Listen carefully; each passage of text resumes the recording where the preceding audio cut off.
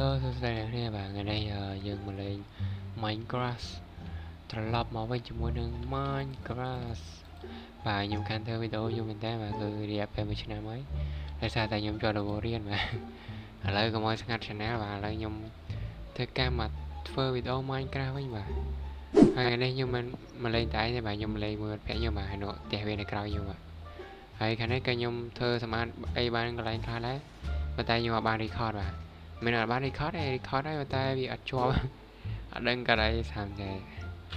ឡូវយើងចូលទៅវីដេអូយើងទាំងអស់គ្នាសម្អាតអីរួចអស់ហើយបាទតែយើង record អត់ជាប់ទេហើយខ្ញុំឲ្យមើលគំរូផ្ទះខ្ញុំមួយបាទនេះគឺជាគំរូផ្ទះដែលខ្ញុំត្រៀមនឹងសាងសង់នៅក្នុង server Sushi SMP នេះគឺជាមើលផ្ទះបាទយើងមើលជា blueprint chứអត់ស្អាតទេដល់ពេលសាងសង់ហើយបានវាមើលទៅវា cool វាអែមតែយើងអត់ទាន់មាន resource គ្រប់គ្រាន់ដើម្បីសាងសង់វាទេឥឡូវរបស់ដែលយើងអាចរកបានឡើយហ្នឹងគឺថ្មបាទថ្មក៏សំខាន់ដែរក្នុងការសាងសង់គឺ smooth stone ហើយខ្ញុំឃើញ cave នៅក្រៅតែមិនប្រាប់ខ្ញុំបាទឥឡូវទៅជីក stone ហ្នឹងបាទហើយថ្មឲ្យតែមិនប្រាប់អូខេនេះឥឡូវយើងជីកបានថ្មច្រើនគួរសមដែរប៉ុន្តែនៅអីវ៉ាន់ផ្សេងទៀតយើងរកអត់បានអញ្ចឹងចាំជួបគ្នាពេលយើងរក item គ្រប់បាទ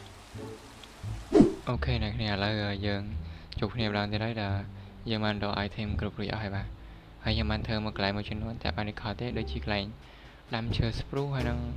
ដាំអាស័យដើម្បីអញ្ចឹងណាអូខេឥឡូវitem យើងគ្រប់អស់ហើយហើយនៅក្នុង chest ទៀតបាទតើឥឡូវយើងសាងសង់ផ្ទះទាំងអស់គ្នា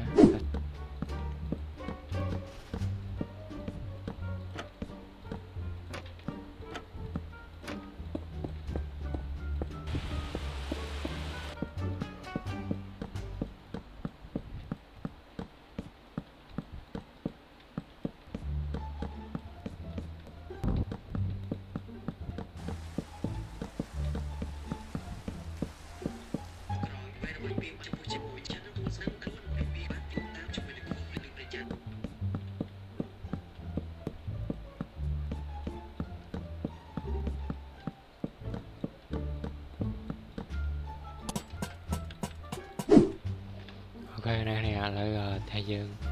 ហើយបាន 90% ហើយ 10% ទៀតយើងនៅតែរៀបចំខាងក្នុង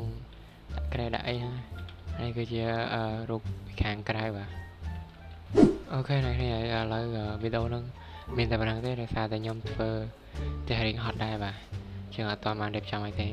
ហើយចាំអេពីសូតបន្ទាប់យើងធ្វើយើងរៀបចំផ្ទះរៀបអីចឹងណាអូខេអ្នកគ្នាអញ្ចឹងវីដេអូហ្នឹងមានតែប៉ុណ្្នឹងទេជួបគ្នានៅវីដេអូក្រោយបាយ